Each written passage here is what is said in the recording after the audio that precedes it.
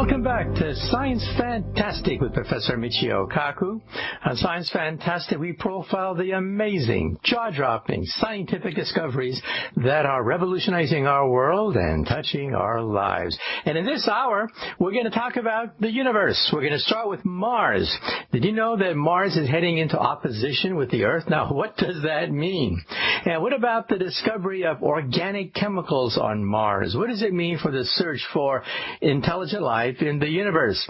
And we'll talk about tests. We'll talk about the Webb Space Telescope and all the new developments in the heavens.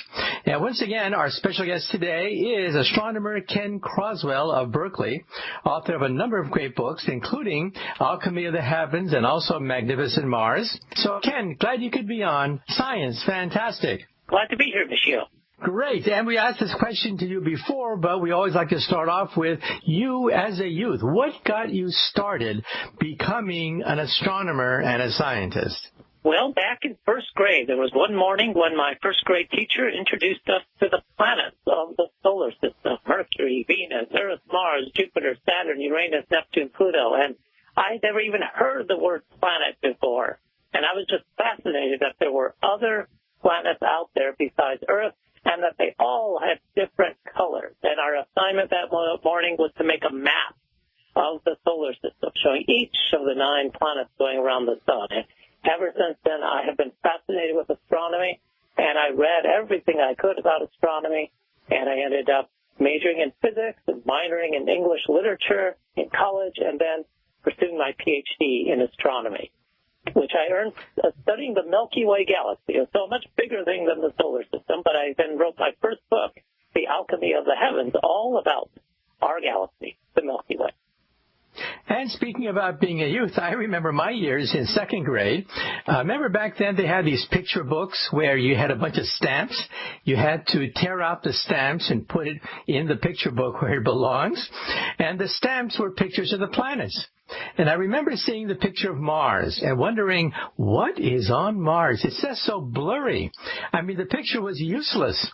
And here was a planet that could perhaps harbor life, but the picture was so fuzzy, it was practically useless. I had one of those books, too. Yes, but we may have had the very same book. And yes, that's right. The pictures back then were blurry of Mars, even though Mars is very close to us, because we hadn't yet sent any spacecraft to the planet Mars. Right. Now, Mars is in opposition, or will be pretty soon. What is opposition? Well, it's nothing ominous. It simply means that Mars is going to be opposite the sun in our sky, and this is an ideal time to actually see Mars.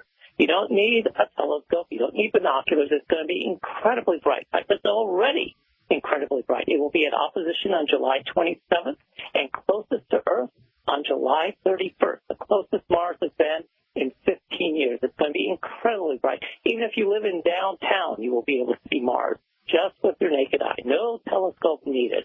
So this is an excellent time to observe Mars. And you should notice that it has some color. It may look orange to you. It may look yellow, may look red, may look pink. But that is Mars up there. And as you say, there will probably come a time when there are people up there walking on the surface of the planet Mars. So if you want to see Mars, I guess, first of all, you would go south, because then you could see the ecliptic plane, this gigantic plane that cuts across the night sky. But more specifically, where do you go when you want to see Mars? What constellation, what direction should you orient yourself if you want to see Mars in the coming weeks? Well, it's going to be up in the sky all night long. And again, it's so bright, it doesn't matter where you are. It's going to rise in the southeast around sunset, and then go across the southern sky, and then set in the southwest around sunrise. So depending on the time of night that you look, it could be either the southeast sky, the southern sky, or the southwest sky. But it's going to be so incredibly bright that you just can't miss it. And again, it will have some color, probably a sort of orange color, although the color does vary depending on the conditions on the planet. So this is at its closest, it's going to be 36 million miles away, which is the same distance as the planet Mercury is from the sun. So it's going to be very close. And again, the closest it's been in 15 years. And you don't need any telescope to see it. Just go out and look for something really bright in the southeast, the south, or the southwest, depending on the time of the night. So if you miss this opportunity in the next few weeks, you may have to wait a few decades, right? Well, actually, Mars comes close to Earth every couple years. This is an especially close pass, so in the sense of being able to see it as bright as it is going to be in the next few weeks, yes, you would have to wait a couple decades, but really, it comes close to Earth every 2 years, and so you will actually have another chance in a couple years. But why not? Why not just go out now? It's a very beautiful object. It's very bright, easy to see again. No telescope needed. And every 2 years we have a window, right? A window of opportunity to send our space probe to take advantage of celestial mechanics and take the shortest distance to Mars every 2 years, right? That is right. And in fact, we are taking advantage of that because on May 5th, we launched a spacecraft to Mars called InSight, which is going to land on Mars on November 26th. It's a probe that is going to attempt to answer the question of the interior of Mars. What does the interior, the inside of Mars look like? We know what the exterior looks like. It's got volcanoes and canyons and craters and ice caps, but what's on the inside? That's the point of this InSight mission. It's going to carry a seismometer that will listen for earthquakes, or maybe I should call them Marsquakes. It's going to measure the heat flow from inside Mars, and it's going to see how the planet wobbles as it rotates. Which, by the way, its day is very similar to an Earth day. Of all the planets in our solar system, it rotates most similarly to the Earth. And we already have Silicon Valley entrepreneurs dreaming of one day making the moon into a tourist attraction. But I understand that Mars, decades from now, has even more spectacular sights, which would be tourist attractions for future tourists/astronauts, right? That's right. It's got one of the tallest mountains in the solar system, Olympus Mons, which is a volcano that on very rare occasions erupts, although it probably only erupts every few million years. And there are canyons on Mars that span the entire United States.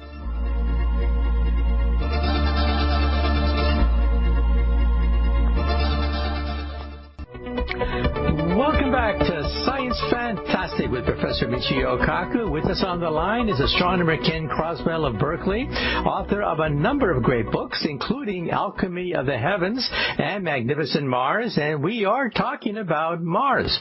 And of course, billionaires from Silicon Valley already have made published remarks about turning the moon into a tourist attraction for future astronauts/tourists. But Mars would be an even greater, I think, a greater attraction for future tourists. First of all, tourists on the Earth go to the Grand Canyon. But on Mars, isn't there a similar Grand Canyon network that is roughly the size of the entire continental United States? It's Canales Marineris, and it's a much grander canyon than the Grand Canyon here on Earth. And as you say, it would span the United States. It's 2,500 miles in length.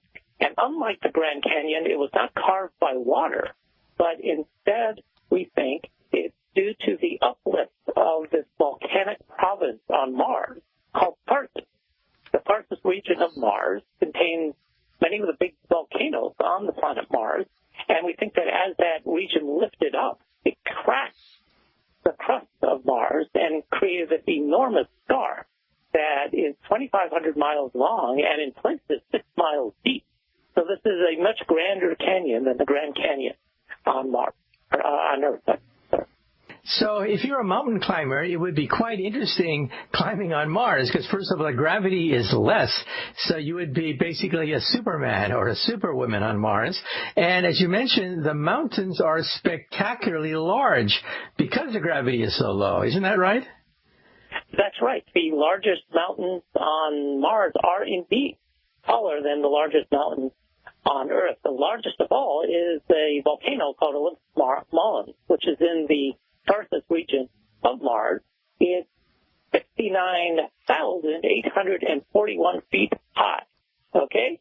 Now compare that to Mount Everest, which is about 29,000 feet high.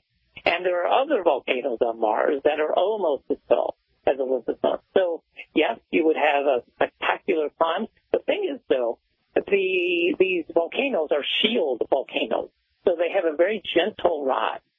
So it should probably be pretty easy to actually climb to the top of Olympus Mons simply because the slope is so gentle. It's nothing like Mount Everest in that regard. So it would be much safer to actually climb to the top of Olympus Mons than the top of Mount Everest. The problem, of course, is that you would have to carry an oxygen supply with you. But as you point out, the gravity on Mars is only 38% that on Earth. So you would, even carrying all your space suit and any equipment, you would be a good deal lighter than you would be here on Earth.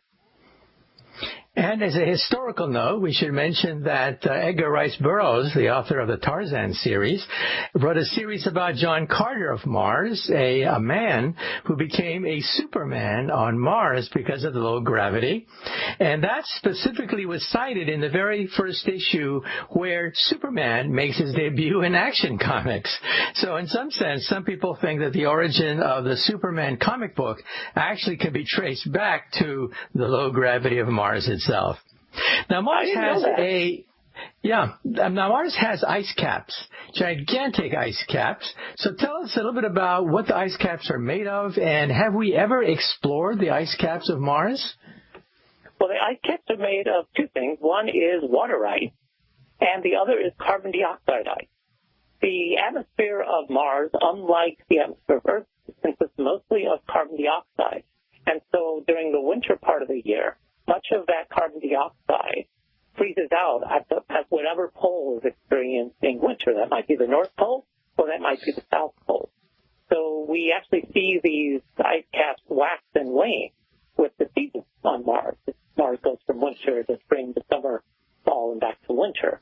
And indeed, this was one of the eerie earthly things about the planet Mars that early astronomers noticed as they were observing Mars through their telescopes. They noticed, oh, these ice caps, they get larger and they get smaller, and surely that means water is flowing through the canals of Mars to the equator. At least that was the colorful theory of the American astronomer Percival Lowell, who thought that Mars was not just a living world, but it had intelligent life on it, and the Martians had actually carved canals carrying water from the polar cap to the equatorial region, which is where the Martians all live. We, of course, now know that that's not true, that Mars is, in fact, a very hostile world full of craters and a very thin atmosphere, essentially no oxygen to breathe in the atmosphere. Nevertheless, it is true that those polar caps are made in part of water and also in part of carbon dioxide ice. Now, recently, NASA had a rather spectacular press conference where they announced the fact that they found traces of organic chemicals on Mars, which to a scientist is great news, but to most people it was ho-hum. However, tell us, what does it mean to have traces of organic chemicals on Mars? What does it mean? Well, sadly, it probably doesn't have anything to do with life. This is not proof that there was life on Mars, because organic molecules are simply molecules that contain carbon and hydrogen and maybe some other elements. So there are, for example, organic molecules on the planet Pluto, but there's nobody living on Pluto. And the recent discovery, the recent announcement, was a discovery made by the Curiosity lander, which landed in Gale Crater on Mars. Gale Crater long ago was probably a lake. In other words, it had filled up with water. And there are mudstones on the floor of Gale Crater. And these mudstones formed basically out of mud, as their name implies. And it's in these mudstones that the Curiosity lander detected organic molecules. However, these molecules do not show the wide variety that you would expect if they were truly associated with life. So again, these organic molecules are interesting, but they're not evidence that there was ever life on Mars. That, of course, is the big question we would like to answer. Was there ever life on the planet Mars? Because we know that in the past, Mars was a warmer and wetter planet. So did life arise when the planet was more like Earth? Now, we humans are basically made of things like amino acids, which are the building blocks of proteins. And as I understand, scientists have found evidence of amino acids in outer space. That is, amino acids in the heart of meteorites, which have landed on the Earth, and also distant nebula, clouds, dust clouds, far, far away from the planet Earth. So in some sense, if amino acids, that is, the building blocks of proteins, seem to be found in meteorites and also in dust clouds in outer space, doesn't that mean, therefore, that it's not so far-fetched to believe that these organic chemicals somewhere may also create proteins and eventually, who knows, life? What are your thoughts? Well, that is certainly the possibility that a lot of people hope for. We only know that it happened on Earth at this time. Did it ever happen anywhere else? It's actually quite a giant leap to go from those chemicals to life. Life is, even the simplest life, is incredibly complex. And any biologist will tell you that. In fact, I think sometimes we astronomers underestimate the complexity of even the simplest life. So it's quite a gulf to go from those organic molecules and amino acids and so forth, which, as you say, have been found in meteorites, which do indeed land on Earth and also on Mars. And to go from that to an actual living organism is really quite a leap. So we don't know. That's one of the biggest questions in astronomy. Is the Earth unique? Are we the only world in the entire solar system that has life, or did life develop elsewhere? If it developed just in one other place, that means it must have developed many other places, given how big our universe is. Well, some billionaires have a visionary attitude toward the planet Mars. Elon Musk of SpaceX, a billionaire, envisions a million people one day living on Mars. And of course, the key is to be self-sustaining. That means you have to have mining, farming on Mars, a whole infrastructure on Mars. And some people think that you can begin mining operations by, well, just digging into the soil where there's a lot of ice. So tell us about ice. Ice can be used for drinking purposes as well as rocket fuel. Well, let's take a short commercial break, but after the break we'll talk about what it takes to create a self-sustaining colony on Mars.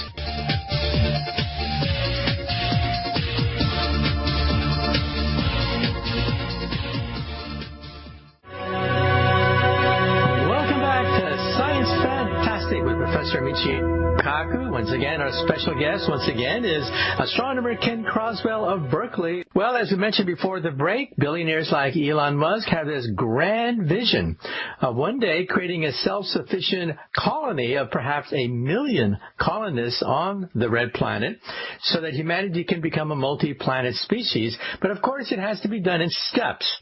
So let's break down some of the steps it would take. One step, of course, is to create a space station of some sort on Mars.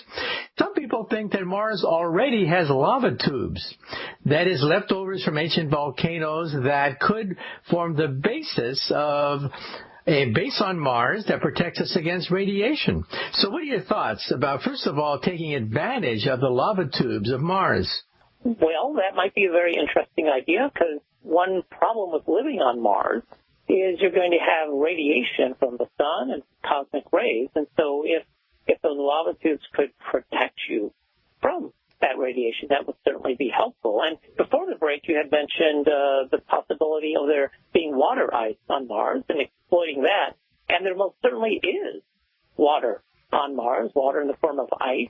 Water, of course, is essential for life. That's why we're so very interested in it. And, of course, we human beings need it to drink. And water is a very common thing. It occurs throughout the solar system, in fact, throughout the universe. The rings of Saturn are made of water ice. Pluto has plenty of water ice. And there is indeed water ice beneath the surface of Mars, lots of water ice beneath the surface of Mars, especially at the high latitudes. So there's plenty of water on Mars. It's in frozen form, though, but it would be pretty easy to bring that up to the surface and melt it, and you can use it for all the sorts of things that we use here on Earth. And water can also be used for rocket fuel, right? So how does that work, and also for breathing? Well, yes, certainly rocket fuel uses water and, of course, other things. So I'm definitely not an expert on the mechanics of rocket fuel, but as long as you've got that water there, you can use it for all sorts of purposes. Again, all the many uses that we use it here on Earth. The point is Mars has plenty of water in the form of ice, and it's very easy, of course, to transform ice into liquid water. So, yeah, we can use it for drinking water. We can use it to water plants and grow food, and we can use it for rocket fuel. And also, in terms of making it self-sustaining, some people have thought that maybe we can genetically modify algae so that it would grow in the harsh conditions of Mars and create plants that would thrive in that environment. So what is the environment of Mars like? And do you think that one day perhaps we'll be able to genetically modify plants that could thrive and create agriculture on Mars? But what are your thoughts? Well, the current climate on Mars is very harsh. It's very cold. Mars is, of course, the fourth planet from the sun, so it's farther from the sun than we are. The temperature on Mars is typically around 0 degrees or less, so it's an extremely frigid climate. The atmosphere contains essentially no oxygen, made entirely of carbon dioxide. 95% of the Martian atmosphere is carbon dioxide, and it's a very thin atmosphere. So one of the very first tasks, if you wanted to transform Mars into a more Earth-like planet, is you need to do something about that atmosphere. And you need to somehow add oxygen to the atmosphere. And, of course, plants here on Earth take in carbon dioxide.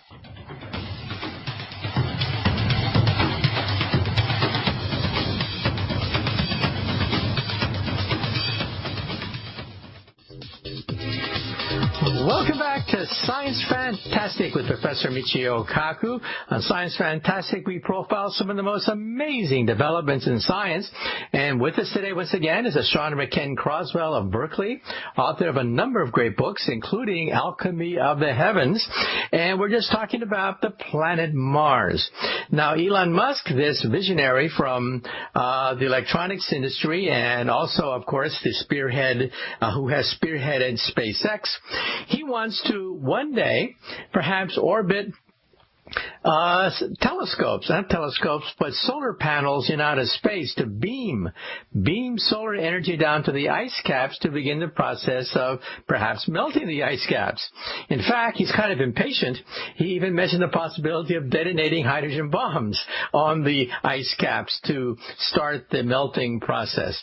So what are your thoughts about one day, again, this is way in the future, perhaps beaming some of the sun's energy down to the polar ice caps to melt them, and perhaps liquid water, will once again flow in the riverbeds of Mars. What are your thoughts?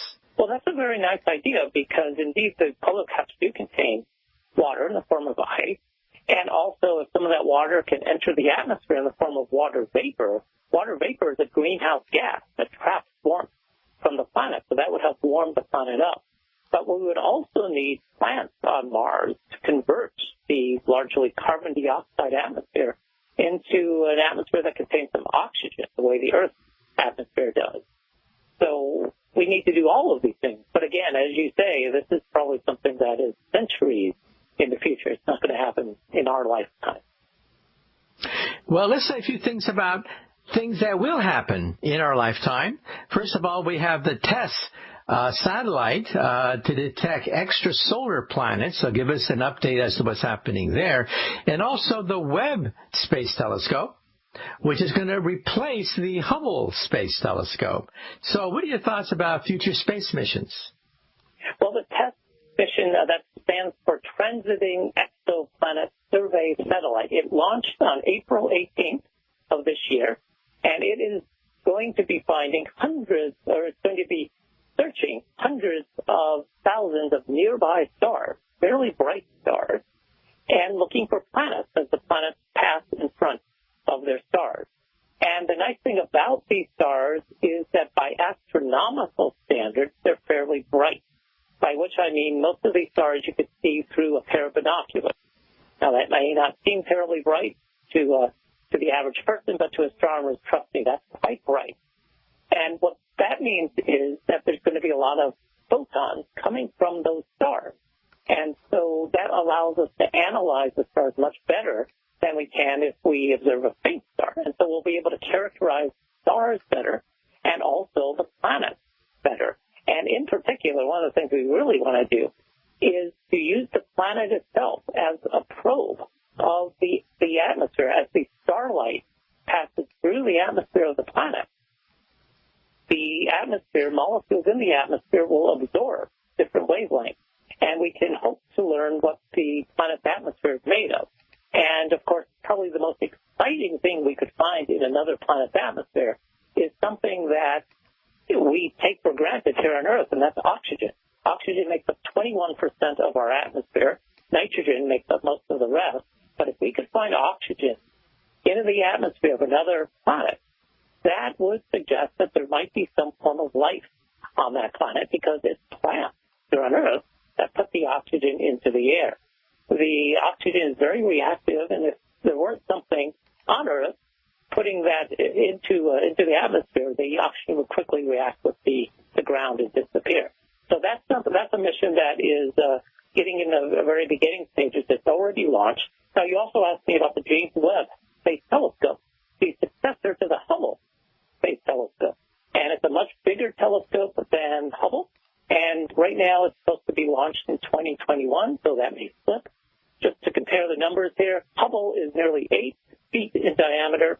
The James Webb Space Telescope is 21 feet in diameter. And, of course, it will be way above the Earth's atmosphere, and that will allow us to get a much clearer view of a lot of things, including very distant galaxies. The very first galaxies that formed after the Big Bang. Okay, well, let's take another short commercial break. Once again, you are listening to Science Fantastic with Professor Michio Kaku.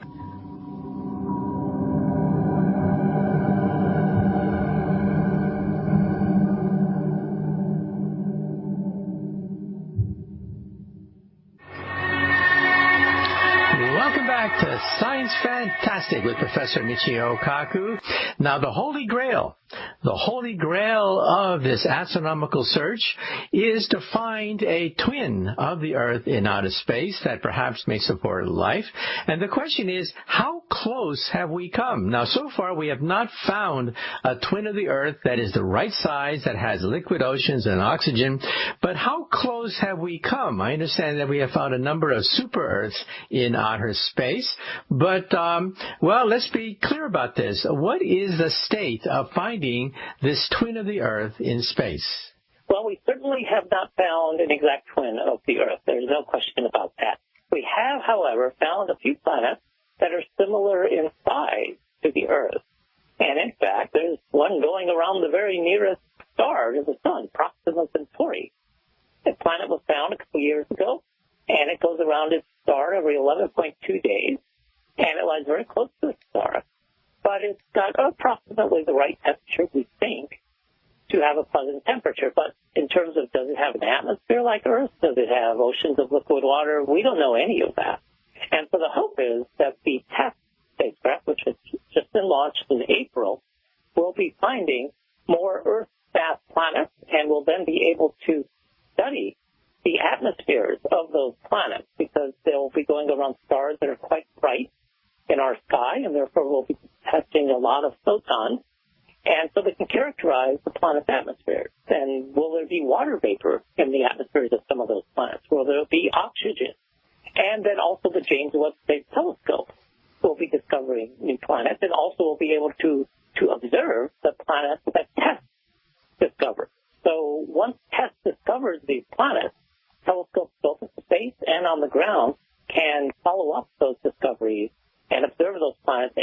And ultimately, the hope, of course, is, as you say, find a planet like Earth that's got the right size, the right temperature, oceans of liquid water, and some form of life. That's what we would really like to find out there. Now, I find it ironic that decades ago we wanted to estimate the probability of life in outer space. Now we have much more information, but it's still inconclusive. On one hand, we know that there are perhaps billions of Earth-like planets out there. We didn't know that before. So the probability of finding one is much higher. But on the other hand, we now realize that the probability of getting life off the ground is much more difficult than we once thought. And so So we still are clueless about the probability of life in outer space, right? What are your thoughts? That's right. That's the big question. How readily does life arise? Because even the simplest life is very complex compared to all the organic molecules and so forth that it needs to form that life. So we don't know. It's a big universe out there. There's lots of stars. There's lots of planets. I'm sure many of those planets are good planets in the sense of the right temperature and having water. But does life form anywhere else besides here on Earth? That's the big question, and I do not know the answer.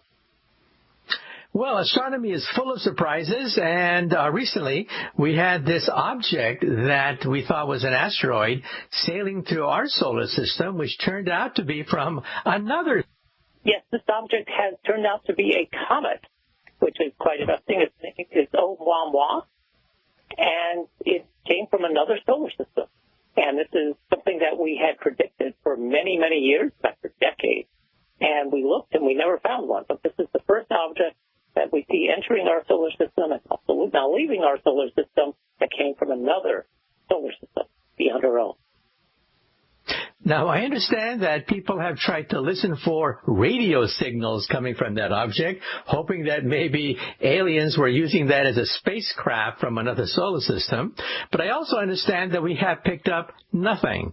So far, there is no evidence that an alien civilization resides on that asteroid/comet from another solar system. But what are your thoughts? Well, I don't think it's a spacecraft from another solar system. So, yes, you're right. People have listened for radio signals, and they haven't found anything. So if there are any aliens on that spaceship, if it is a spaceship, they're being very quiet. But the reason that we deduced that it's actually a comet is because it changed its orbital path a bit, which is exactly what comets do, as they release gas. In contrast, asteroids don't do that, because asteroids are simply rocky objects. So we now think that Oumuamua is actually a comet rather than an asteroid, which turns out is what we had always predicted decades ago, that the first objects we would see would be comets, because in our solar system there are way more comets than asteroids, and they lie farther from the sun, so they're much less gravitationally bound to the sun. So it's not a surprise that the first such object, the first interstellar object we find entering our solar system is a comet rather than an asteroid. And I understand that the New Horizons spacecraft, which recently sailed past Pluto a few years ago, making headlines, is still chugging away outside the solar system and is going by yet other objects outside the solar system. So give us a quick update as to what's happening with the New Horizons spacecraft that was originally sent to Pluto. Yes, New Horizons will pass an object on January 1st, 2019, so just a few months from now. This object is much smaller than Pluto. Pluto, of course, is the largest object going around the sun that we know of, beyond the orbit of Neptune. This object, called Ultima Thule, is probably just 20 miles across, so it's much smaller than Pluto. Pluto's 1,479 miles across, half the diameter of the moon. We have no idea what we're going to see with this object. I'm guessing it will not be round, simply because it's so small. It's gravity that makes big things round, so like the Earth, like the Moon, like Pluto. But Ultima Thule is so small, it doesn't have to be round. Okay, well, unfortunately, we have run out of time. Once again, our special guest today was Dr. Ken Croswell of Berkeley, author of Alchemy of the Heavens. So, Ken, glad you could be on Science Fantastic. Happy to be here. Thank you.